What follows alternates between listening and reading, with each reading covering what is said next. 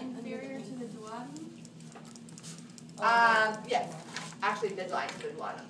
So this would be the root, and all of this would be mesentery proper.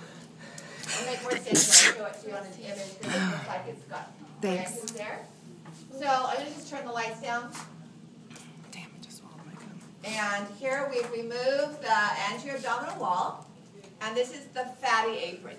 All right, so this can be lifted up unless there's been abdominal surgery. It's not attached to the underlying intestines. You can lift it up. This would be the greater curvature of the stomach here, that's inferior border. So this is the greater omentum. Now when we lift it up, notice that you don't see the stomach. So this, what would this right here be? Root. Nope. Root. Nope.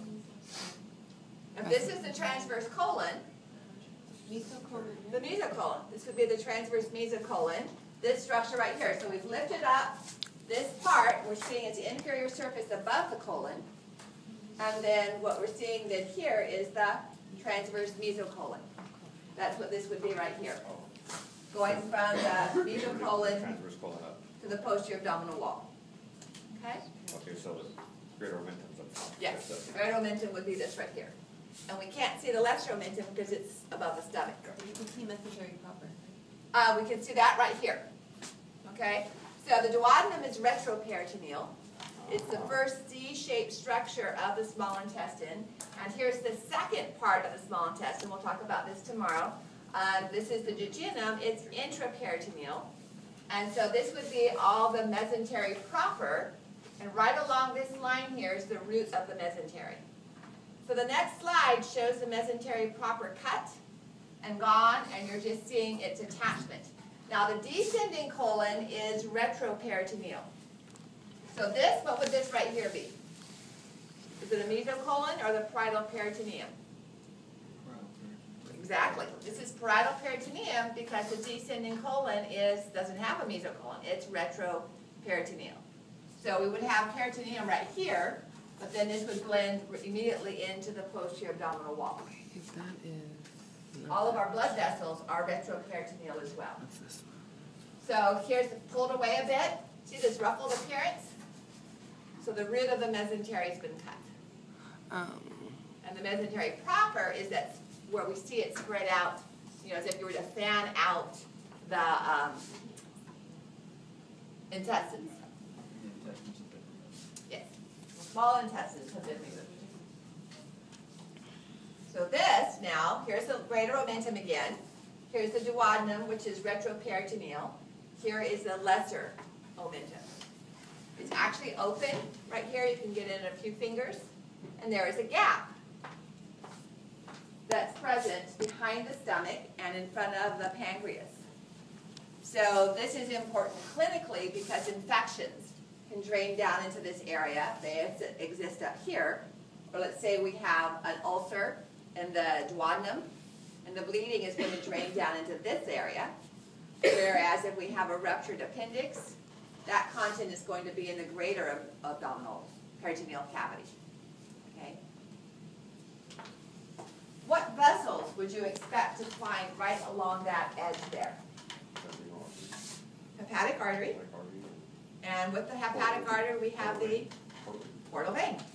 Okay, now we haven't talked about it yet. Hepatic artery is about as wide as your thumb. It's going to be right here. We saw that on the cadavers. And I'm going to try to bring the cadaver Tom out again on Thursday next week after we've talked about this and we can see this again in him. And this would be the hepatic artery here, portal vein here, and then from the gallbladder, we would have the common bile duct. So those three structures we find in this edge of the lesser omentum.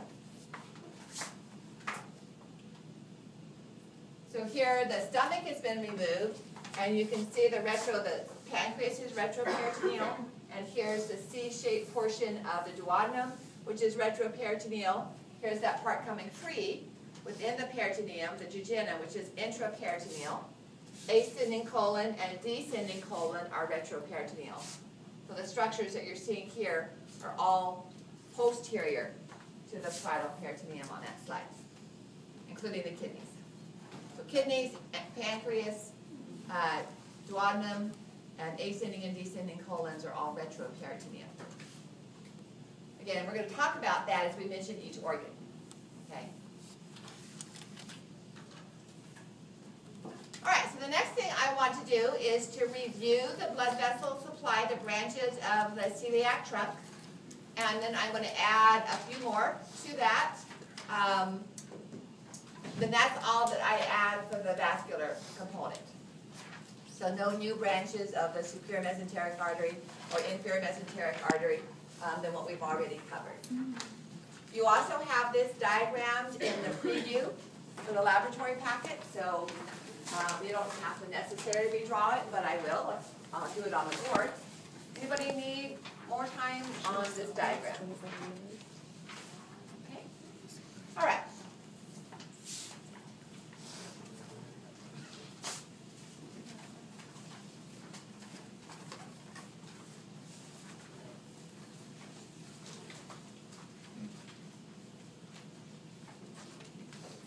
So I'm going to kind of spread the organs out a little bit from where they are shown here because we get a little cramped in the space between the lesser curvature and the liver. So it's not going to be anatomically correct.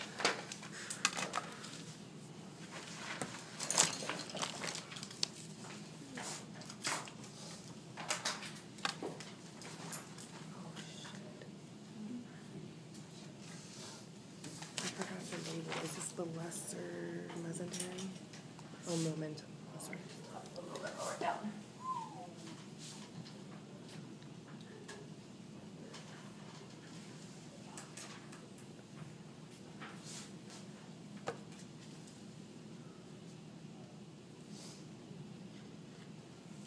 This actually goes up here. This one. It's a lesser. Yeah, it's much trouble.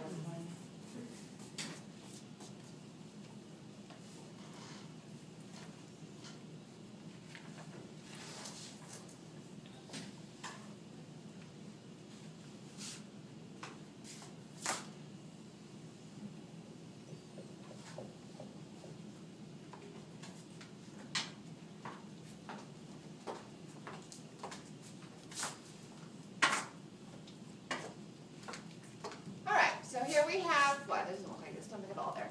So here we have the stomach, and what's the short branch off of the aorta? It has the three components giving rise to liver, spleen, and stomach? Celiac trunk. Celiac trunk. All right, so here's our aorta.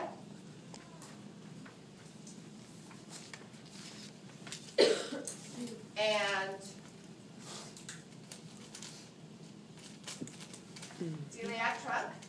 And the first branch off of the celiac trunk supplies the lesser curvature, or at least part of the lesser curvature of the stomach. Let me just put up a key here. So one will be celiac trunk. And it has three branches. So we have A, which is the left gastric artery. And passing posterior to the stomach.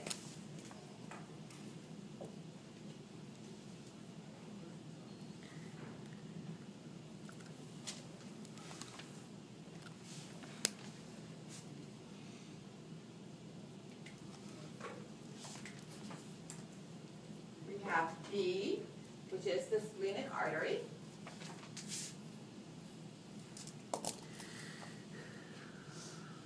Again, there's not that much actual space between them. And then passing to the right into the liver, we have C, the hepatic artery.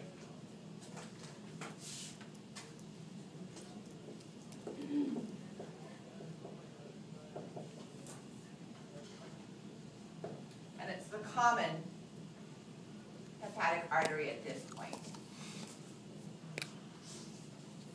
Okay, so that much we already know.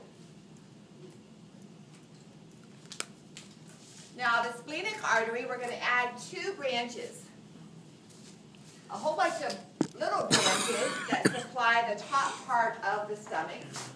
Remember the fundus of the uterus was the top rounded part? So this top rounded part of the stomach is known as the fundus of the stomach. And that's supplied by vessels that extend onto that surface. And these are known as short gastric arteries.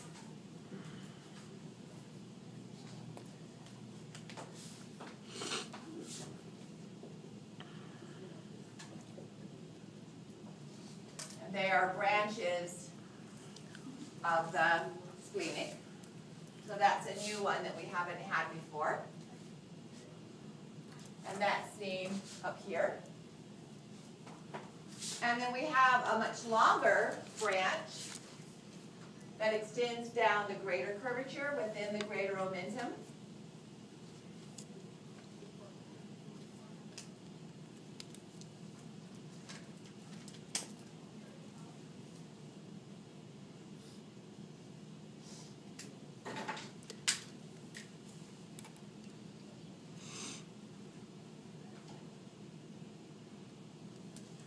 And this is known as the gastroepiploic or gastroomental. Since we talked about the omentum, I'm just going to use gastroomental. And it's the left one, because it only goes partially.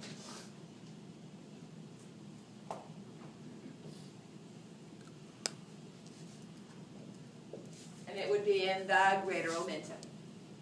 Down here, it's been cut open so you can see it.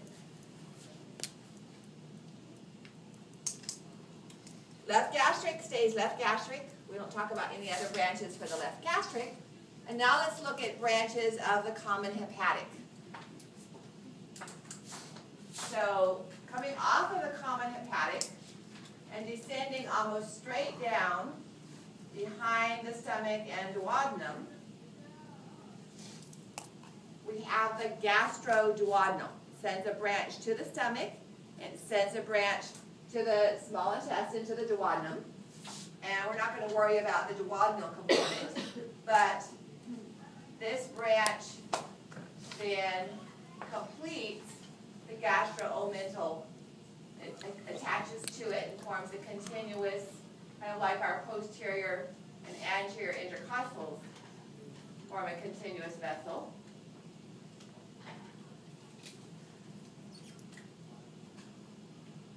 Let's see, I'll make this 2,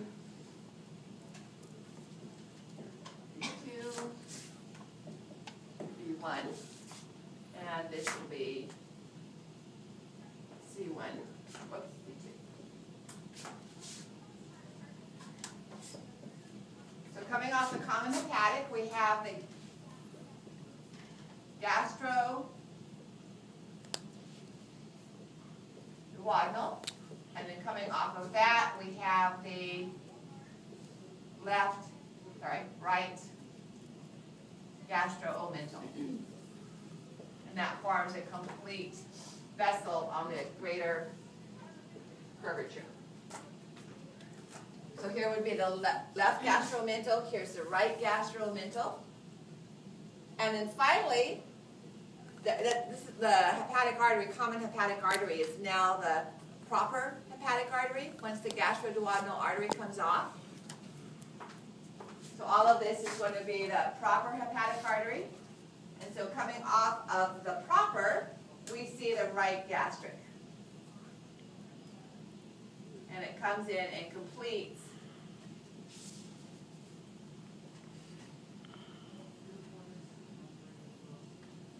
the lining of the lesser curvature.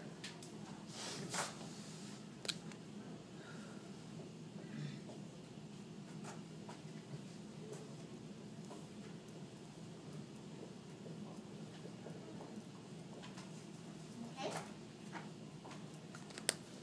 So let me turn the lights off on this just to show it to you on on this diagram, and then I have another one that's a little less messy. So here is celiac trunk. Here is left gastric, joined by right gastric to form a single vessel lining the lesser curvature. Here is splenic artery, giving off short gastric and left gastromental. Here, going behind the duodenum would be the gastroduodenal, joining the right gastromental to the left gastromental, and we already talked about the right gastric. So the next slide is a little bit cleaner, and you can see those same vessels. Okay, celiac trunk, gastroduodenal artery, and the gastromental sets.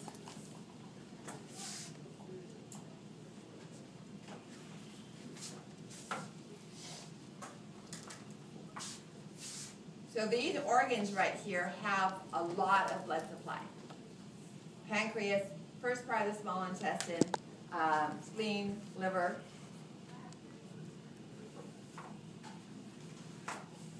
As I indicated, let me show you with the superior mesenteric artery. The superior mesenteric artery, this should actually be shifted over here a little bit, comes off from below the celiac trunk. Let me do that in a slightly different color so it makes sense here. Passes behind the stomach, and then comes out from under the stomach and passes over the duodenum. What did you say that was? Superior mesenteric. There's not quite as much room as I've shown here. I'll show it to you on a model, one that you've already seen. So if we look at our large stomach model,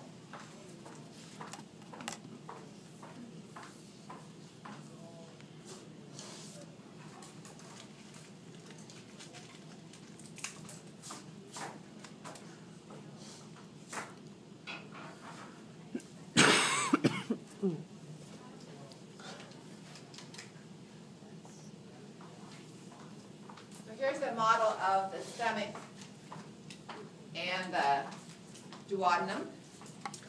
And right, see how the duodenum is making this right angle bend? That's how you can tell that's the jejunum. It's going from retroperitoneal to intraperitoneal. Right at that bend, we have the superior mesenteric artery coming from behind the stomach and over the duodenum.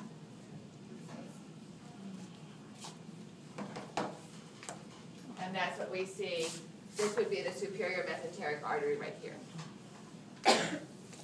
along with the superior mesenteric vein.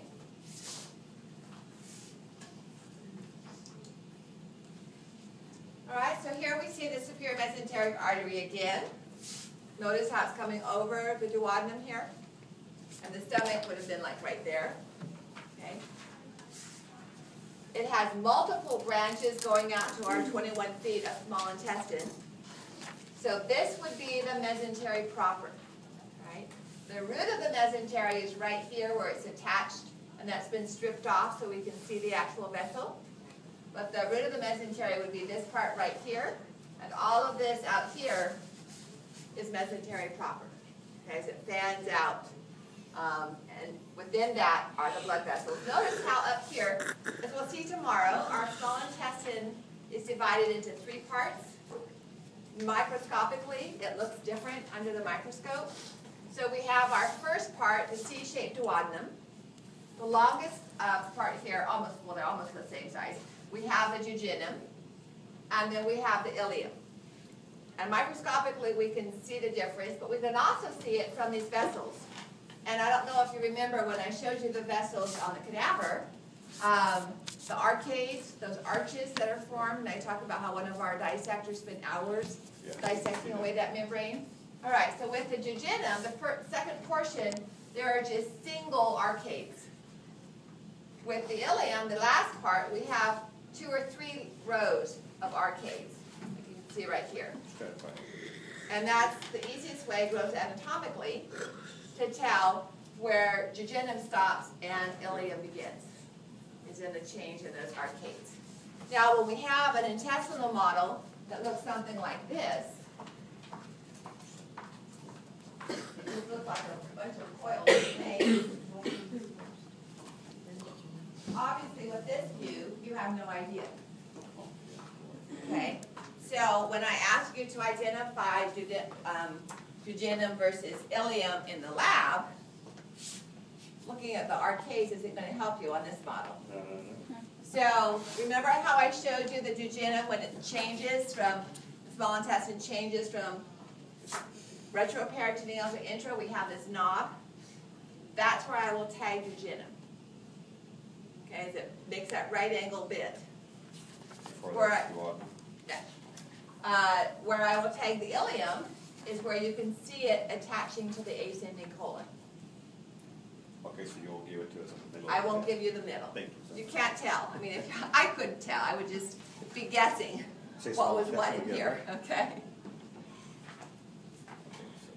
So in addition to supplying the small intestine, remember the superior mesenteric artery also gives branches to the ascending colon, and as you can see in the next slide, to the transverse colon.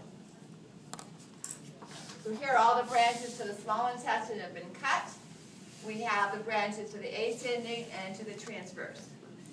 Inferior mesenteric, which would be this, we talked about the superior rectal and the left colic, and there's an overlap. So part of the distal end of the transverse colon is going to receive its blood supply from the inferior mesenteric, but most of it will get its blood supply from the superior mesenteric. Interestingly enough, we'll talk about this on Tuesday, this bend right here between the two is where we transition in our parasympathetic nerve supply. And I'll be talking about nerve supply as we go through the organs. But the vagus nerve not only does respiratory and heart, it does stomach, esophagus, liver, pancreas, small intestine, and it stops at the same end place where the superior mesenteric supply stops. So when we pick up the inferior mesenteric artery for blood supply, we also pick up parasympathetic from the sacrospinal cord, our pelvic splanchnic nerves. So they have embryologically, that's an interesting switch over that those both match up. For our portal venous drainage, exactly the same.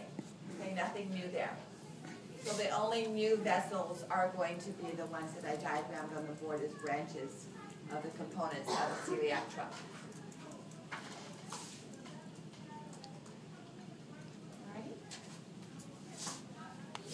Okay, now let's move on to orientation, a layout of the basic tissue organization.